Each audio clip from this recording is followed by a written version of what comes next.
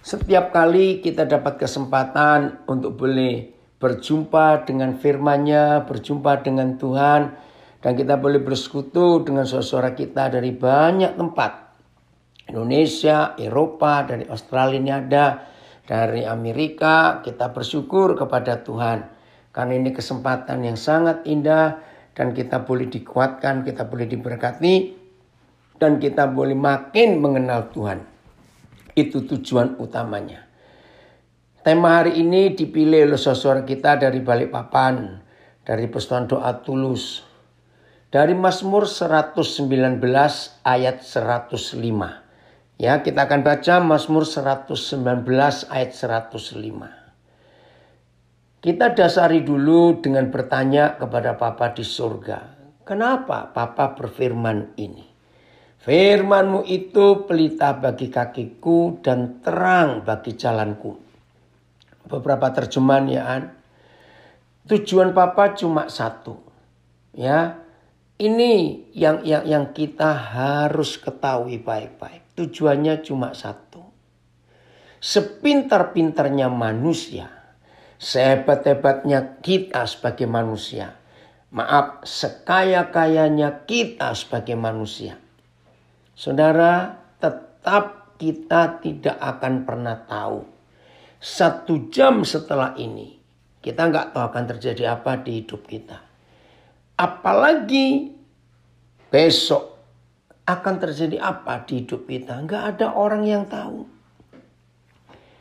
Setuju nggak kalau saya katakan ini? Sepintar-pintarnya kita, sehebat-hebatnya kita, sekuat-kuatnya kita, sekaya-kayanya kita. Yang namanya manusia tidak akan bisa tahu sejam kemudian, 10 jam kemudian, besok, apalagi lusa, minggu depan, bulan depan, gak ada yang tahu. Nah, karena ke depan ini kita gak ada yang tahu, semuanya masih merupakan misteri, maka ini firman-Nya. Firman-Mu itu pelita bagi kakiku dan terang bagi jalanku. AYT, firman-Mu adalah pelita bagi kakiku dan terang bagi jalanku. PS, sabda-Mu adalah pelita bagi langkahku dan cahaya untuk menerangi jalanku. Satu hari ada seorang hamba Tuhan, dia orang Indramayu tapi sudah lama tinggal di Australia. Namanya Pendeta John Paul, dia ahli bahasa Ibrani, dia juga ahli sejarah perjanjian lama. Nah, waktu saya masih tinggal di Australia, akhir tahun 80-an yang lalu, setiap Rabu sore jam 4. Di rumah John Paul ini, dia memberi pelajaran Alkitab tentang sejarah Yahudi zaman perjanjian lama. Nah, sampai pada ayat ini, John Paul berkata begini, dulu di zaman itu, ada kebiasaan orang-orang Yahudi. Kalau mereka jalan malam, dan tangan mereka juga penuh dengan barang yang dibawa, bahkan ada ditaruh di kepala juga. Maka mereka mengikat pelita, ya, lampu kecil, itu di ujung jempol kaki, di jempol kaki mereka. Nah, itu pelita. Nah, karena tangan mereka penuh dengan bawaan barang, ya, mereka nggak bisa bawa obor, ya. Zaman ini belum ada listrik, belum ada baterai. Jadi hanya meletakkan pelita di jempol kaki mereka. Nah, saudara bisa bayangkan. Kalau orang itu berhenti. Ya, coba. Kalau orang itu berhenti. Bisa bayangkan enggak? Pelita yang kecil itu tidak bisa menerangi jalan yang mereka akan lalui. Karena mereka berhenti. Maka itu pelita bagi kakiku adalah terang itu hanya akan kelihatan, akan bermanfaat kalau kita melangkahkan kaki. Kalau kita diam, maka kita nggak akan bisa ngelihat ke depan ini ada apa. Karena cuma sebatas langkah kaki kita. Maka pelita itu akan berfungsi dalam hidup kita. Nah, kalau mereka bisa pegang satu sulu atau obor di tangan kiri atau tangan mereka, maka terang, ya, sulu atau obor itu tergantung besar kecilnya ya cahayanya. Itu bisa menerangi radius sekian meter ya di depan perjalanan kita. Nah, lalu apa artinya buat kehidupan kita? Ketika Abram, sebelum namanya Abraham, itu dituntun Tuhan sampai ke Kanaan. Maka ditulis dalam kitab Kejadian 12. Abram hanya melangkah. Melihat apa yang ada di depannya. Sebab dari Ur, ya, dari negeri Ur Kasdim. Maaf ada gangguan ini ya. Jauh menuju ke Kanaan itu nggak tahu berapa ribu kilometer. Nah dia nggak tahu jalannya itu ke depan itu bagaimana. Dia nggak tahu. Tapi Kanaan itu sebelah mana dia nggak tahu. Maka itu Abraham hanya mengikuti saja. Ya, ini buktinya. Ya, kita melihat Kejadian pasal 12. Ya, Kejadian pasal yang ke-12. Ya, mulai ayat yang pertama. Ketika Yahweh Tuhan memimpin Abraham. Ya, Kejadian 12 mulai ayat yang pertama. Berfirmanlah Yahweh kepada Abraham, pergilah dari negerimu dan dari sanak saudaramu dan dari rumah bapamu. Ya, ke rumah bapamu ini ke negeri yang akan kutunjukkan kepadamu. Aku akan membuat engkau menjadi bangsa yang besar dan memberkati engkau serta membuat namamu masyhur dan kau akan menjadi berkat. Terus ayat 4. Lalu pergilah Abraham seperti yang difirmankan Yahweh kepadanya. Dan Lot pun ikut bersama-sama dengan dia. Abraham berumur 75 tahun ketika ia berangkat dari Haran. Saya akan bahas sebentar kalimat pertama ayat 4. Lalu pergilah Abraham. Ya, seperti yang difirmankan Yahweh kepadanya. Jadi lewat ayat 4 Kejadian 12. Maka Mazmur 119 ayat 105 itu sudah digenapi oleh Abraham. Dia pergi seperti yang Yahweh Tuhan firmankan kepadanya. Ingat loh, zaman dulu belum ada peta. Jadi dari Ur Kasdim, daerah Babilonia sampai ke Kanaan itu nggak ada peta. Tapi Abraham pergi seperti yang difirmankan Yahweh Tuhan kepadanya. Saudara tolong dicatat. Berbahagialah hidup ini kalau kita, dan saya terima kasih ya kamu berkati Papa. Kalau hidup ini selalu melakukan seperti yang Yahweh Tuhan firmankan kepada kita. Itulah firman yang sebagai pelita bagi kaki kita, bagi perjalanan hidup kita. Karena kita nggak punya peta, nggak punya GPS, ya, untuk menuntun kita mau kemana, nggak ada. Umur 75 tahun. Terus ayat 6. Abraham berjalan melalui negeri itu sampai ke suatu tempat, ya. Ayat 6 ya.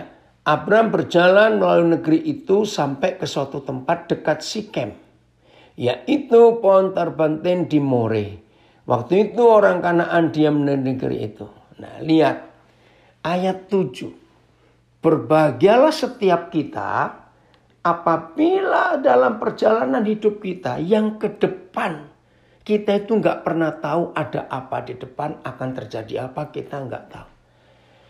Tapi kalau ayat 7 ini terjadi di hidup kita. Dan tolong diperhatikan.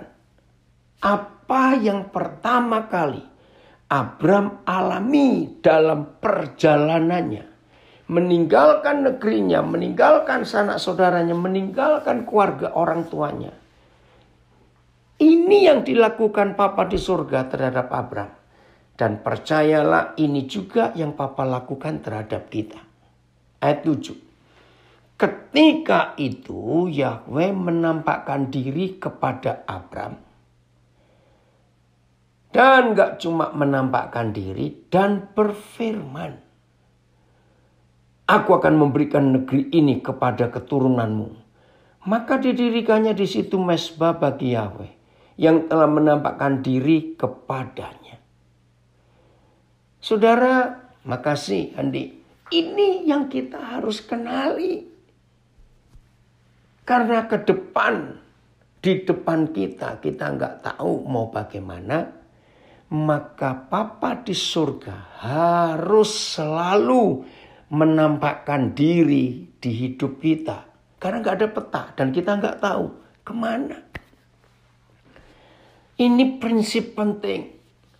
Dan percayalah saudara, sampai hari ini. Oh, terima kasih Papa. Sampai hari ini.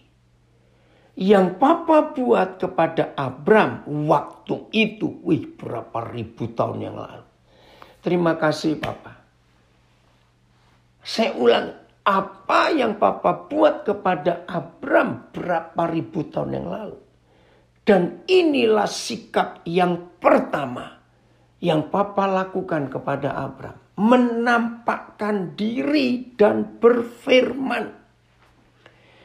Tolong saudara simpan dan garis bawahi dua hal ini. Menampakkan diri kepada Abram dan berfirman. Untuk menuntun, untuk menunjukkan jalan ke depan ini bagaimana. Luar biasa. Maka itu saudara, betapa celakanya kita sebagai manusia yang gak tahu apa-apa. Ingat tuh, tadi kalimat pertama saya katakan. Sehebat apa kita, sekaya apa kita, sepintar apa kita, sejenius bagaimanapun. Sejam setelah ini kita gak tahu akan terjadi apa. Apalagi besok, apalagi lusa, gak tahu. Semuanya sudah ditetapkan Tuhan yang paling tahu. Ya, saya ulangi lagi. Jangan saudara coba-coba melangkah tanpa Papa Yahweh menampakkan diri. Nah, yang seru lagi ya, kalau kita belajar tentang Abraham ini yang seru lagi. Abraham kan belum kenal siapa Yahweh Tuhan itu. Kalau kita kan sudah kenal. Karena dia Papa kita. Nah, ini saya mau berikan perbandingannya kepada saudara. Ini yang menyebabkan Papa di surga begitu hormat. Ini saya pakai kata ini. Itu sebabnya Papa di surga Yahweh Tuhan kita begitu hormat kepada Abram. Karena Abram waktu itu belum tahu, belum kenal siapa yang bicara ini. Nah, kita ini kan sudah kenal siapa Yahweh Tuhan, dia kan Papa kita. Nah, perbandingannya di sini. Antara kita yang sudah kenal siapa Papa kita karena Tuhan Yesus Kristus. Dengan Abram yang belum pernah tahu sama sekali siapa Yahweh Tuhan itu. Karena dia penyembah berhala. Ya, bedanya di sini. Yang belum kenal ternyata lebih nurut, lebih taat. Daripada kita yang berkata sudah kenal tapi dableknya luar biasa. Maaf saya berkata ini. Saudara, inilah salah satu kunci mengapa tidak sedikit di antara kita yang mengalami perjalanan iman kita begitu banyak benturan, banyak tantangan, banyak semuanya. Karena kita nggak nurut. Saya ulangi lagi ya. Abram yang tidak kenal Papa kita yang sekarang ini loh karena Tuhan Yesus. Itu lebih nurut daripada kita yang berkata sudah jadi anak Tuhan, anak Papa di surga. Sudah punya Alkitab. Zaman itu belum ada Alkitab.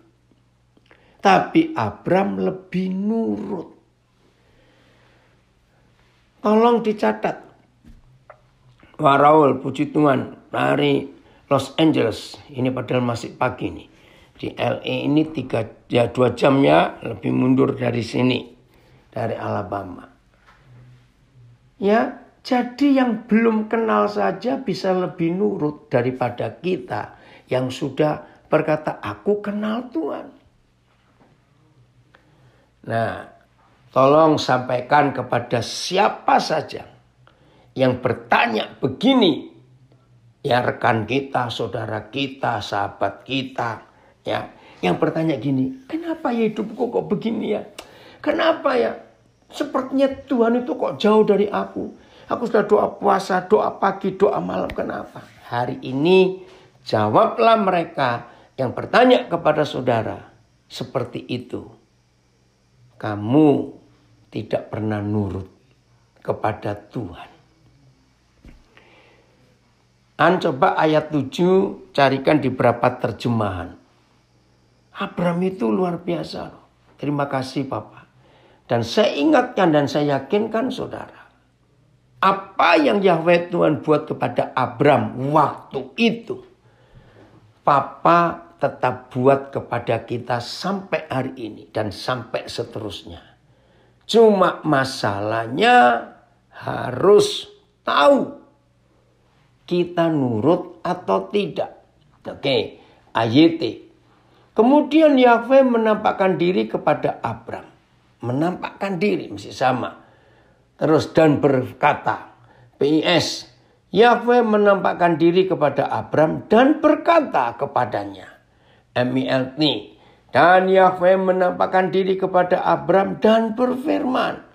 FIA. Nah, oke, ini intermezzo tapi jangan ada yang tersinggung. Kalau tersinggung ya itu orangnya gitu. Tidak sedikit perjalanan manusia itu yang menampakkan diri adalah uang. Maka itu orang mengejar uang. Lari ke sana, lari ke situ. Karena ada bisnis, karena ada Kang Tao. Orang Hokkien bilang, ada kesempatan itu. Uang yang menampakkan diri. Ada kemarahan, kebencian yang menampakkan diri pada orang-orang tertentu. Maka hidup orang itu diatur, dipimpin. Dan firmannya bukan Tuhan tapi uang yang berfirman.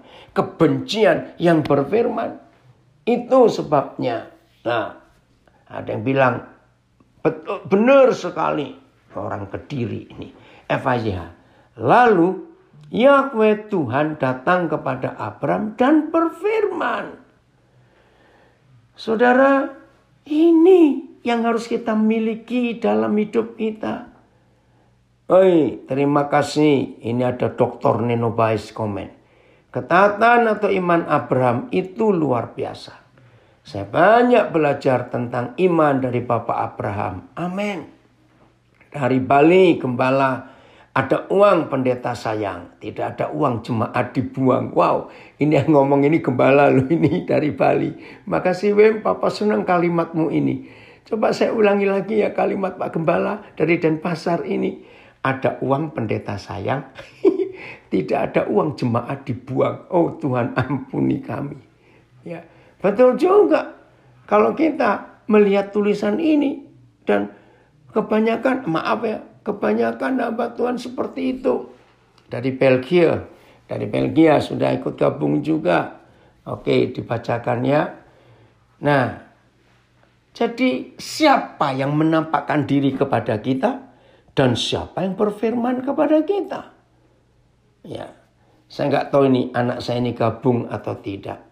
Semalam dia sharing dengan saya tentang teman baiknya. Sudah menikah. Nah, istrinya anak yatim piatu. Suaminya anak yang gak punya papa.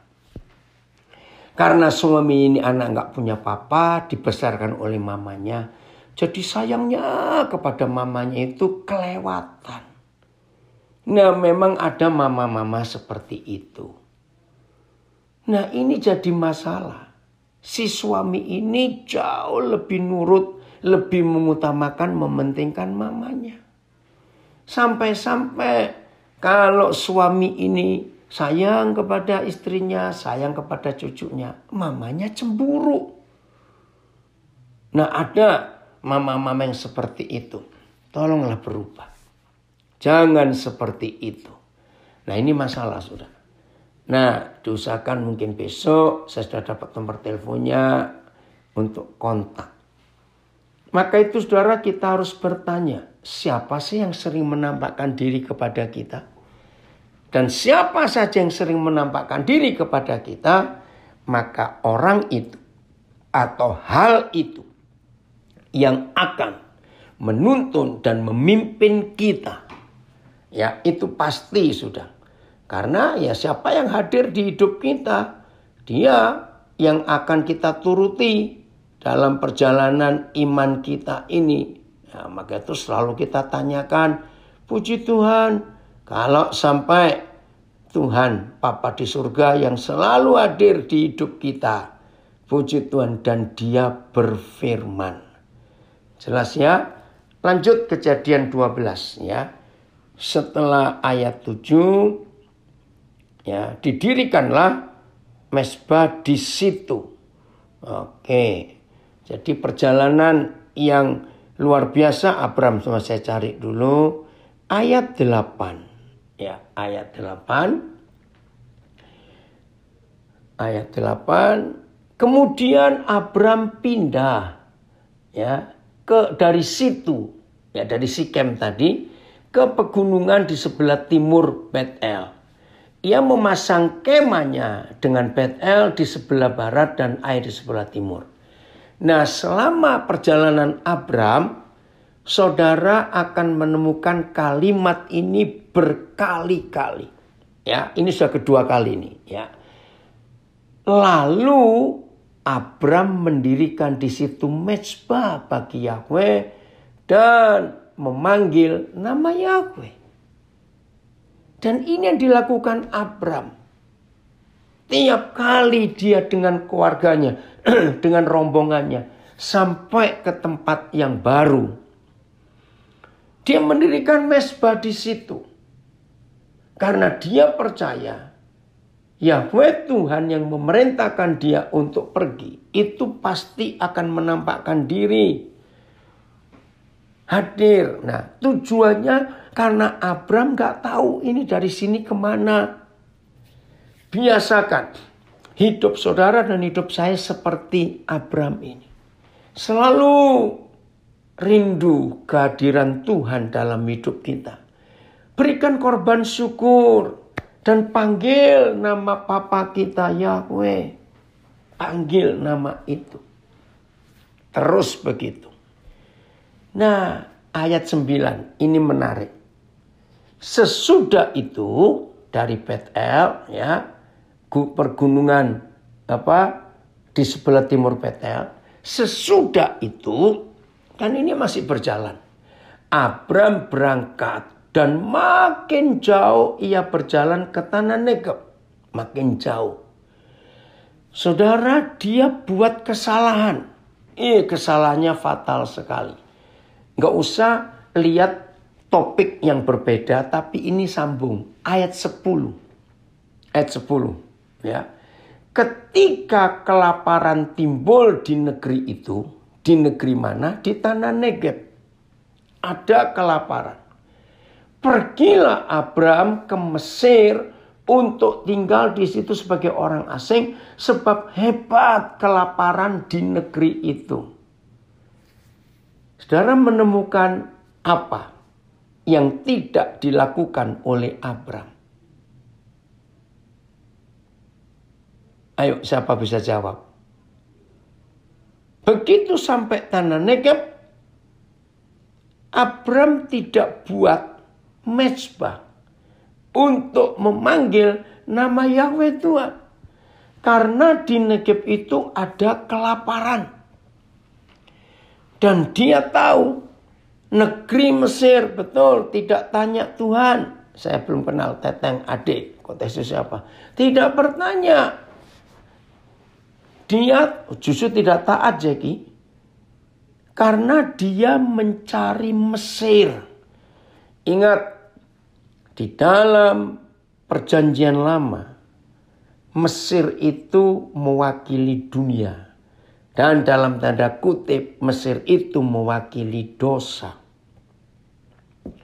Karena kelaparannya hebat, Abram tidak memanggil nama Yahweh dan tidak mendirikan mezbah. Artinya tidak minta tuntunan Papa. Langsung ke Mesir. Karena di Mesir ada banyak makanan. Saudara, inilah pelajaran penting dalam hidup kita. Firman-Mu pelita bagi kakiku dan terang bagi jalanku. Dalam keadaan seberat apa, sesusah apa. Jangan lupa cari firman-Nya. Papa nuntun kita kemana dan harus buat apa. Kita nggak baca kisah kegagalan Abram sampai Mesir. Tapi kita semuanya tahu akhirnya dia berdusta. Dia berdosa. Sarah dibilang adiknya karena dia takut kepada Raja Mesir. Lanjut. Ayat berapa ya? Bentar.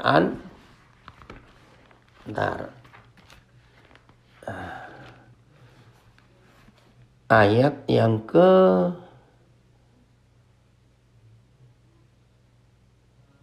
Tuhan masih baik. Ya. Ayat 18 sampai 20. Ya, Papa masih baik kepada Abram, melindungi sehingga enggak jadi malapetaka.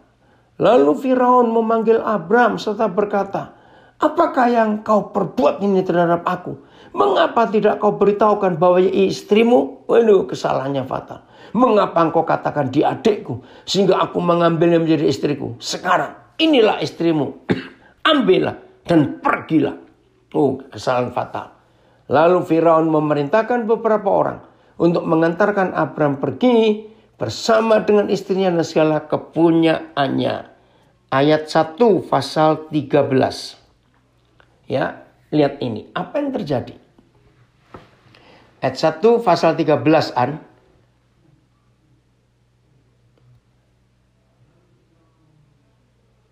Ayat 13, pasal 13-an. Oke, saya baca sekarang. Maka pergilah Abram dari Mesir ke tanah Negeb dengan istrinya dan segala kepunyaannya, dan Lot pun bersama-sama dengan dia. Ya, adapun Abram sangat kaya, banyak ternak, perak dan emasnya. Ia berjalan dari tempat persinggahan ke tempat persinggahan dari tanah Negeb sampai dekat Betel, di mana kemahnya mula-mula berdiri antara Betel dan Ai, ke tempat mezbah yang dibuatnya dahulu di sana. Disitulah Abram kembali, saya tambahkan kata ini, memanggil nama Yahweh. Saudara lihat, di Negeb Abram gagal. Tidak membuat mezbah dan memanggil nama Papa. Lalu pergi ke Mesir. Wih, ini luar biasa. Papa di surga nggak mau Abram melanjutkan perjalanannya. Balik ke tempat yang kamu gagal. Itu perintah Papa kepada Abram. Balik kamu. Karena kamu gagal dari situ. Saya percaya beberapa di antara kita pasti pernah mengalami seperti Abram. Ya, pasti ada. Mungkin tidak semua. Saya juga pernah. Gagal. Aduh, bagaimana ini? Ya sudah. Kalau perjalanan kita menemui kegagalan, ayo kita bertobat. Minta ampun. Ampuni Papa, ampun. Dan kembali ke tempat yang terakhir kita gagal, kita jatuh. Saudara, ayat ini yang terjadi, yang tertulis di Wahyu pasal 2. Coba ya, kita lihat gereja Efesus. Wahyu pasal 2. Wahyu pasal 2 tentang gereja Efesus. Sebentar saya cari. Mulai ayat yang ke-5. Ya, Wahyu 2 ayat 5. Bentar. Sebab itu ingatlah betapa dalamnya engkau telah jatuh. Bertobatlah dan lakukanlah lagi apa yang semula engkau lakukan. Saudara garis bawahi kalimat ini. Wahyu 2 ayat yang ke-5. Saya ulangi. Sebab itu betapa dalamnya engkau telah jatuh dan bertobatlah. Tahu kata bertobat? Berbalik. Dan lakukanlah lagi apa yang semula engkau lakukan. Ngeri hukumannya. Jika tidak demikian, Abraham, jika engkau tidak balik ke Negeb, aku akan datang kepadamu dan akan mengambil kaki Dianmu dari tempatnya. Diulangi lagi. Jikalau engkau tidak bertobat. Saudara, ini prinsip Bapa di surga. Mulai dari tempat kamu jatuh. Maka itu Abraham disuruh balik ke Negeb. Karena dari Negeb dia gagal. Nah, seperti itu dalam kehidupan kita. Kalau kita membiarkan firman Tuhan itu pelita bagi kaki kita. Dan jalan dan terang bagi jalan kita. Jelas ya saudara, dalam perjalanan hidup kita yang seperti ini. Nah, jadi ada langkah demi langkah yang Tuhan tuntun. Kami suami istri masih ingat pengalaman. Ya, ketika kami merasa Wamena waktu itu adalah tempat yang Tuhan ingin kami buat sesuatu untuk Papua.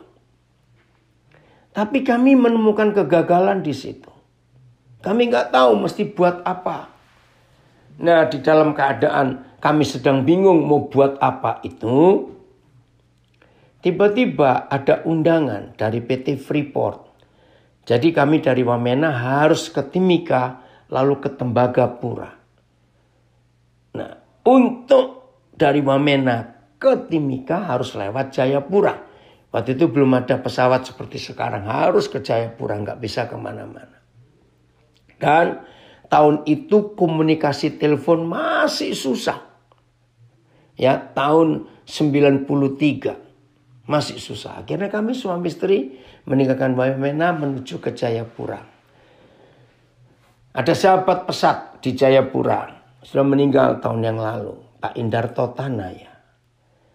Nah, begitu dijemput, karena nggak ada komunikasi, nggak bisa telepon, ternyata berita batal pelayanan KKR di Tembagapura.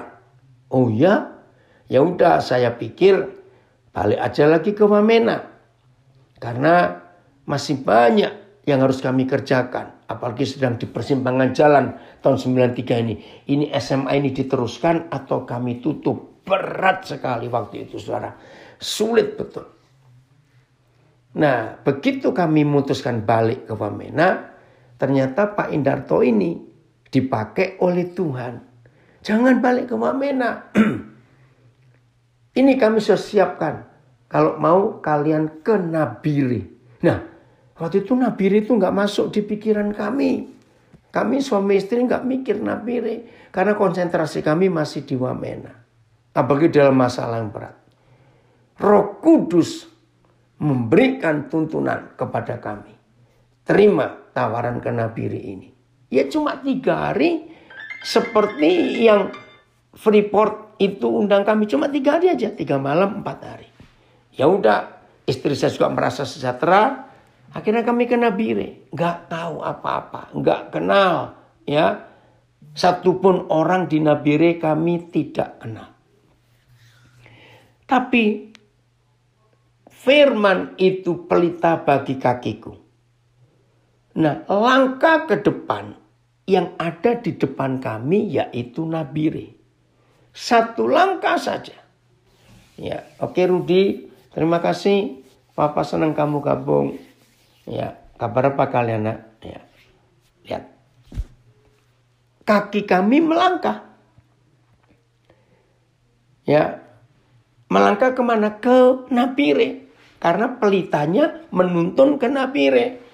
Ketika kami melangkah itu, oke lambas baik kamu ya. Nah, kalau kita melangkah baru kelihatan. Ya udah, karena Tuhan menuntun kami ke Nabire tanpa kami pernah mikir merencanakan. Artinya ketika kaki ini melangkah, terang itu kelihatan, oh di depan itu kami harus melakukan sesuatu. Oke ya. Nah, tibalah kami di Nabire. Kaget saudara.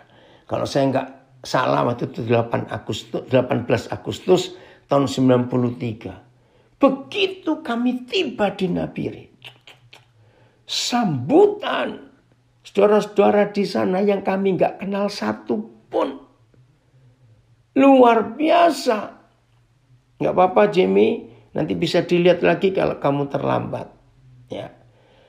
Sambutan saudara di Nabire itu luar biasa. Padahal sebelum ke Nabire kami sudah keliling. Ya, ke Sorong, ke Manokwari, ke Fak-Fak, ke Merauke. Memberitahu, ini loh ada visi baru. Ayo kita buat sekolah taman kanak-kanak berpola asrama. Enggak ada satupun. Dari Munchen hadir ya. Enggak ada satupun yang menanggapi. Malah kami ditakut-takuti mengajak anak-anak kecil masuk asrama. Itu sulit, itu bahaya.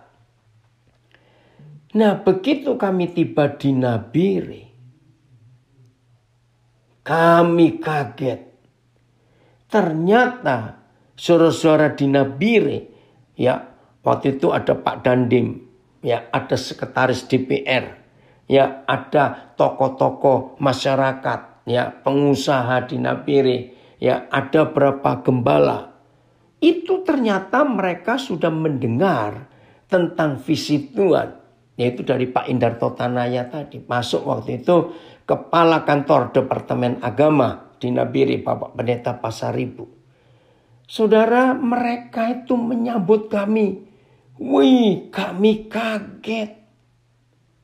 Yang belum pernah kami kunjungi, belum pernah kami beritakan visi tentang pendidikan di Papua, ternyata saudara itu. Waduh, begitu kami dapat sambutan sehangat itu, hati mereka terbuka. Maka kami langsung memutuskan. Berarti pelita yang adalah firman itu menuntun kami ke Nabire. Sudah tanpa ragu-ragu lagi. Tapi ke depan firman itu suluh atau obor kami belum tahu. Terus mau ngapain di Nabire? Tapi hati kami bersukacita, bergembira melihat semangatnya saudara-saudara kita ini. Betul. Agung, ya tergenap itu 1 Korintus 2:9. Yang mata nggak pernah lihat, yang telinga nggak pernah dengar, yang nggak pernah timbul di hati manusia. Betul. Nah saudara, setelah 93, 94, sampai awal 95, perjalanan Tuhan luar biasa. Akhirnya kami memutuskan 94, kami pindah ke Nabire. 95 bulan Juli tanggal 16 kalau saya tidak salah. TK pertama berpola asrama di Papua, bukan cuma di Nabire, di Papua. Karena sampai hari ini pun sudah 26 tahun kami Tuhan merintis pendidikan berpola asrama ini. Belum ada lembaga atau yayasan lain yang bisa membuat TK berpola asrama. Baru kami yang Tuhan percayakan. Luar biasa. Nah itu loh pelita bagi kaki. Kami nggak pernah tahu harus kemana. Maka itu saudara, dalam segala perjalanan iman kita, perjalanan hidup kita sampai kapanpun Tuhan hadir. Nah ini ada anak Tuhan. Anak saya ini dari Manokwari juga hadir. Betul. Oh, peresmian 17 Juli, terima kasih. Ini guru yang pertama ini beri komen di Zoom. 17 Juli ya Dewi, Jun, terima kasih. Nah ini dari Manokwari hadir. Ketika Tuhan menyuruh kami setelah dari Nabire. Tahun 97 Tuhan membuka pintu di Manokwari. Nah, ini dia orang hebat di Manokwari. Namanya Pak Yanto. Orang Manokwari pasti kenal. Ya, punya toko penjual aki yang pertama yang hebat. Ya, alat-alat spare part mobil. Toko Sabarko di Manokwari. Oh Rara, apa kabar? Opa senang sekali Rara bisa hadir. Ini cucu saya yang paling rajin. Ya baru umur 6 tahun dia, tapi dia paling rajin. Kalau saya sehari aja nggak tampil, dia tanya, Opa, kenapa Opa nggak pakai Zoom? Nah, anak 6 tahun loh saudara. Oke ya. Nah 97 Tuhan buka pintu di Manokwari. Dan kami juga ada di Manokwari sampai hari ini. Sekolah itu berkembang luar biasa. Ya, siapa ini? Rosita Rahmat. Selalu segar tiap hari. Karena hadirat Tuhan yang menguasai. Nah saudara, ini yang Tuhan lakukan untuk kita. Oi, Kori apa kabar? Ya, ini anak saya yang saya ketemu. Ya di pedalaman Kalimantan Barat, sekarang ada di Sydney. Dia komen begini, ketika kita melangkah sesuai dengan rancangan Tuhan bagi kita, Tuhan yang bertanggung jawab atas semua yang akan kita kerjakan. Dan dia akan menyertai. Amin Kori, Papi setuju kalimat ini. Maka itu kalau hidup ini dipimpin oleh Tuhan, firman-Nya itu pelita bagi kaki kita, maka Tuhan pun bertanggung jawab atas hidup ini. Dan ini sungguh luar biasa, saudara. Oke. Jadi kalau ada di antara kita yang ikut belajar saat ini, sedang bingung-bingung. Aduh ini bagaimana ya, aduh mau ngapain ya. Apalagi dalam situasi pandemik begini. Woi Rara, Opa juga sayang Rara. Ya, ini cucu saya bisa nulis I love Opa. Sama Rara, Opa juga sayang. Nah kalau ada di antara kita yang sedang ikut belajar saat ini, yang sedang bingung, mau kemana, mau bagaimana, hari ini percayalah, pelita yang kita pasang di kaki kita itulah firman Tuhan, ikuti. Oke, Syarul, ini anak saya yang dulu pernah tinggal di Manokwari juga ya. Syarul tahun berapa ya kamu di Manokwari? Papa lupa. Dari Mentawai juga hadir. Nah, ini salah satu ayat yang saya pegang sampai hari ini. Pelita bagi kaki. An tolong bukakan Pengkhotbah 9 ayat yang 10. Oke Raul, percaya ya. Nanti kami tiba di Los Angeles tanggal 12 Agustus ini Raul. Kita ketemu di sana. Pengkhotbah 9 ayat 10. Terima kasih berapa terjemahan. Nah, bagi saudara-saudara yang sedang bingung ke depannya mau bagaimana, ayat ini pegangan. Oh 2001 ya Sarul, kita ketemu di Manokwari. Puji Tuhan. Oke, saya ulang. Segala sesuatu. Ya Pengkhotbah 9 ayat 10. Segala sesuatu yang dijumpai tanganmu untuk dikerjakan. Kerjakanlah itu sekuat tenaga. Segala sesuatu yang kita jumpai. Terjemahan yang lain. Apapun yang ditemukan oleh tanganmu untuk dikerjakan. Lakukanlah itu dengan kekuatanmu. TL. Segala sesuatu yang didapat oleh tanganmu akan dibuat. Hendaklah kau perbuat dengan sekuat kuasamu. BIS. Kerjakanlah segala tugasmu dengan sekuat tenaga. Sebab nanti tidak ada lagi pikiran atau kerja. Oke. MLT. Segala yang tanganmu temukan untuk melakukannya. Lakukanlah itu dengan kekuatanmu. FAYH. Ya. FAYH. Udah. An FAYH mana an? Belum kelihatan di layar Zoom. Oke. Apapun yang engkau lakukan, lakukanlah dengan sebaik-baiknya. Oke. Nah, begini. Firman itu pelita bagi kakiku. Bagi saudara yang sedang bingung mau ngapain, apalagi di masa pandemik seperti ini, semuanya kacau. Dengar firman ini. Hari ini loh, atau malam ini di Indonesia, atau sudah sore juga yang ada di Eropa, di Belgia, di Belanda, di Jerman. Sekarang ini di depan saudara ada apa? Kerjakan itu. Ini perintah yang Tuhan berikan kepada kita.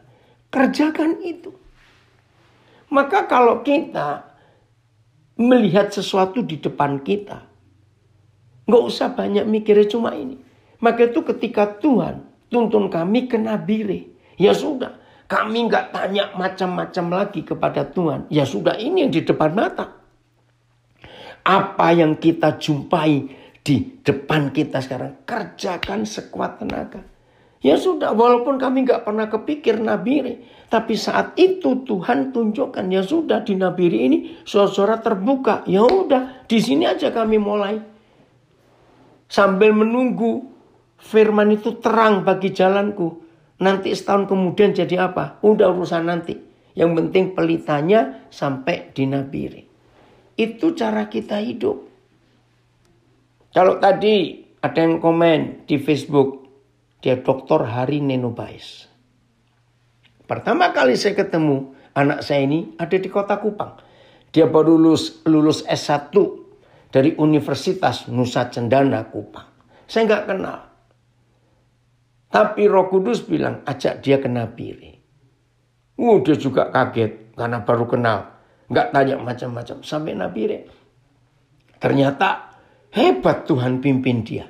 Roh Kudus gerakkan saya untuk dia ngambil S2. Dia bingung pertama. Apa betul papi yakin? Yakin nak, yakin. Akhirnya dia masternya S2-nya ada di Gajah Mada, Jogja. S2 lulus. Dia balik ke Nabire lagi. Wih, saya lihat ini anak kok makin hebat. Roh Kudus gerakkan saya. Itu pelita. Tanya dia, mau lanjut S3 enggak? Ketika saya tanya, dia yang kaget. Pertama, dia mikir apa saya mampu. Yang kedua, dia mikir bagaimana biayanya. S3 mahal. Saya bilang pada anak saya ini, Hari, kalau papa yang nyuruh, pasti dia bertanggung jawab. Akhirnya dia cari dan diterima di Universitas Indonesia. Dan dia lulus S3-nya. Nah itu loh, jadi langkah demi langkah.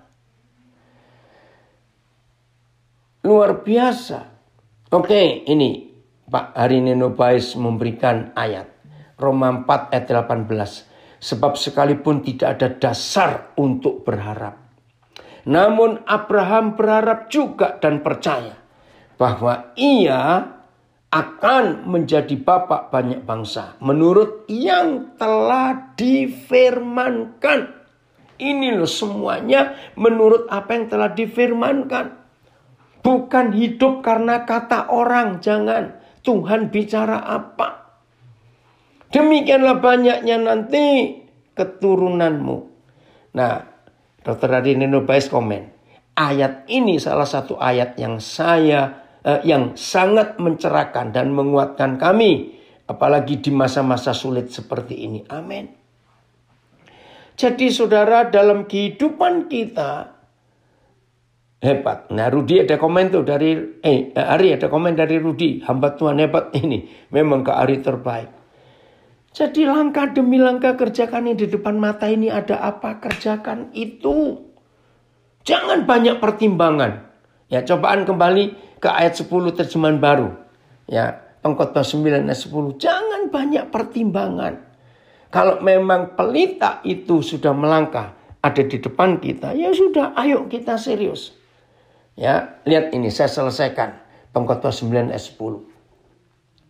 Segala sesuatu yang dijumpai tanganmu untuk dikerjakan, kerjakanlah itu sekuat tenaga, karena tak ada pekerjaan, pertimbangan atau pengetahuan dan hikmat dalam dunia orang mati kemana engkau akan pergi.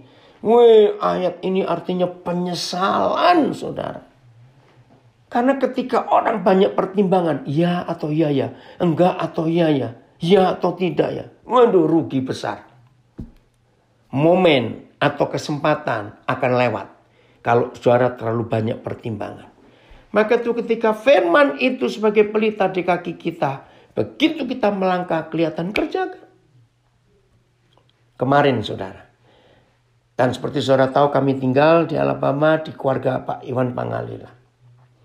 Nah, Tuhan tuh memakai Pak Iwan Pangalila ini orang hebat. Mungkin satu-satunya orang jenius dari Indonesia yang mikir tentang pesawat. Karena memang latar belakang pendidikannya lulusan Belanda itu pesawat.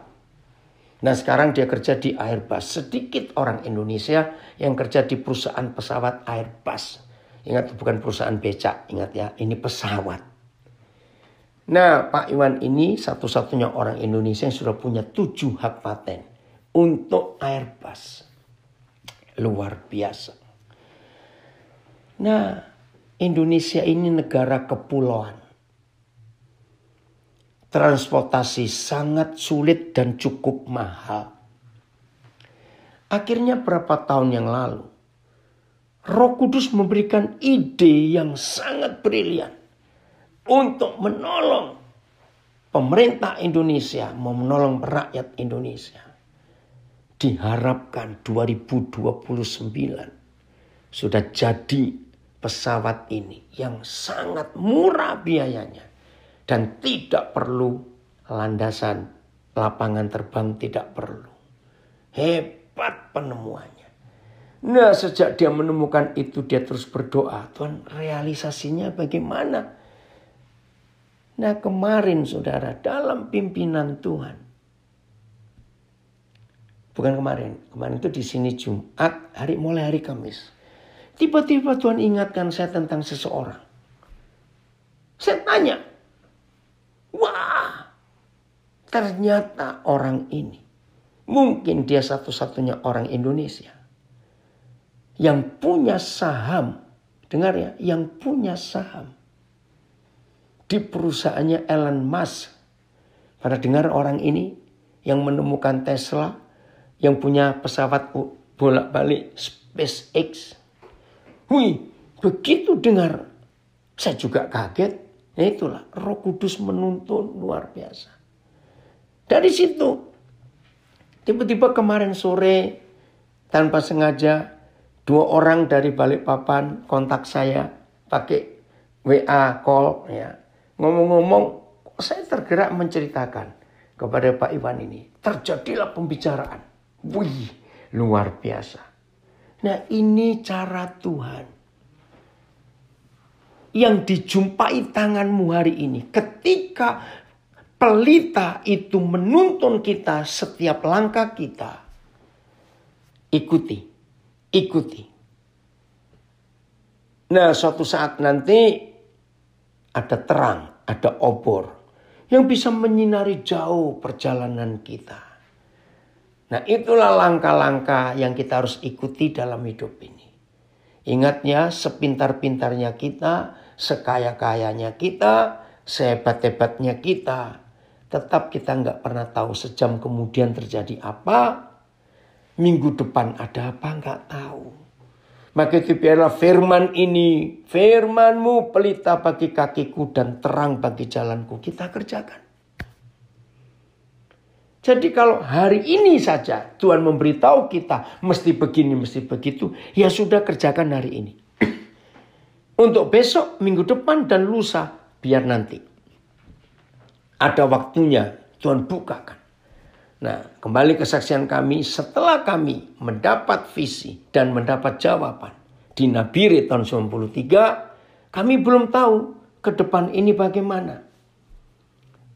Philip, waduh, Papa senang sekali. Mini Philip Horning gabung juga.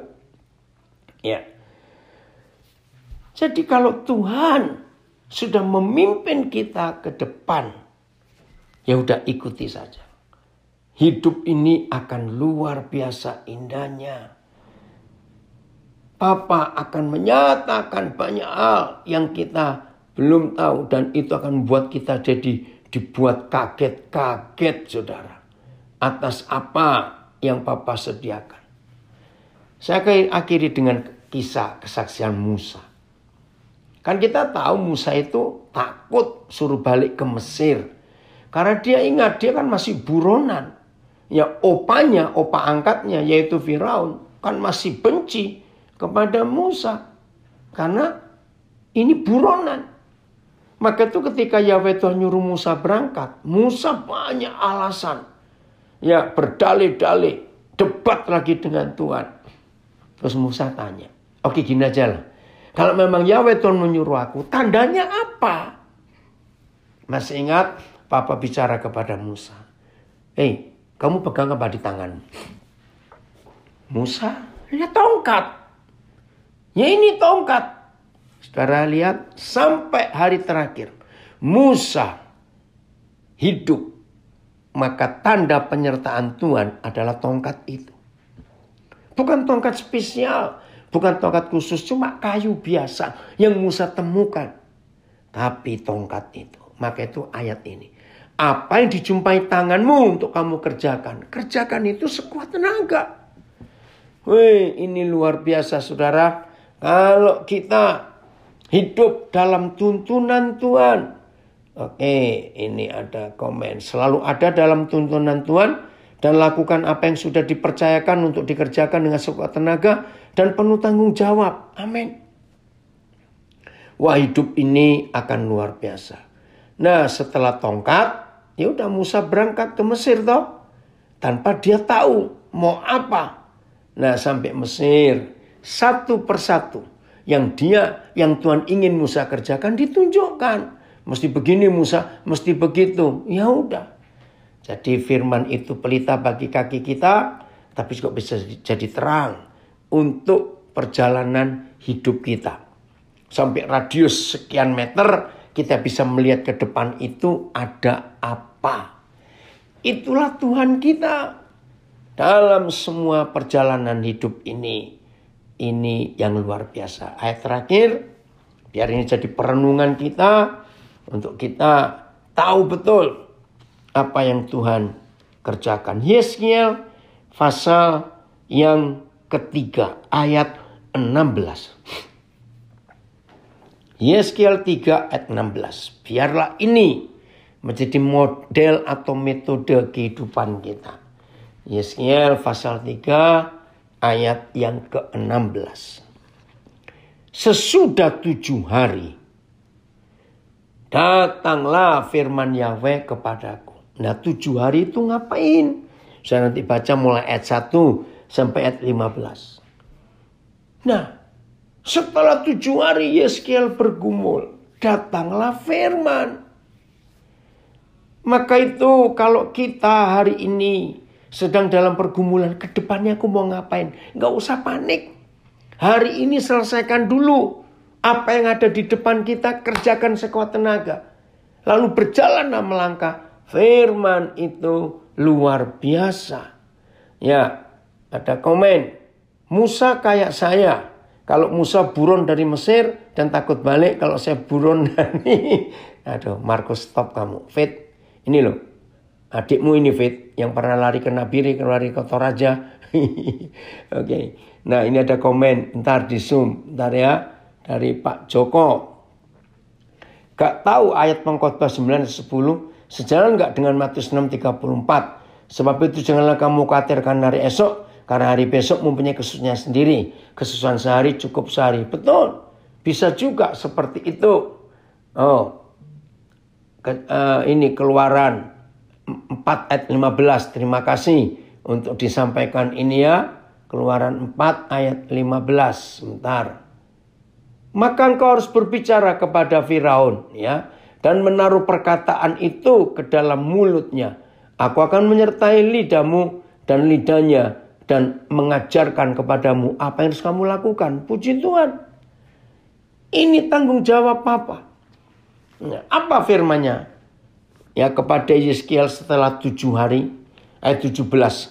Hai anak manusia. Aku telah menetapkan engkau menjadi penjaga kaum Israel. Bila mana engkau mendengarkan sesuatu firman daripadaku, peringatkanlah mereka atas namaku. ayat 17 ya. Jadi setelah 7 hari Yeskiel menunggu. Ini kelanjutannya bagaimana? Hai anak manusia, saya baca BIS. Hai manusia fana, engkau kuangkat menjadi penjaga bangsa Israel.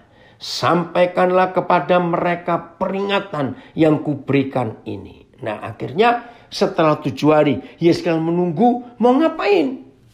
Tuhan baru menjawab, ini tugasmu menjadi penjaga. Nah berarti kan firman itu jauh. Setelah berapa waktu kemudian Yeskiel adalah penjaga. FAYH. Hai anak debu, aku menetapkan engkau sebagai penjaga Israel. Karena itu engkau harus menyampaikan peringatan-peringatanku kepada segenap umat Israel. Saudara, kalau mulai hari ini kita hidup selangkah demi selangkah, baru kita melihat ada apa ke depan.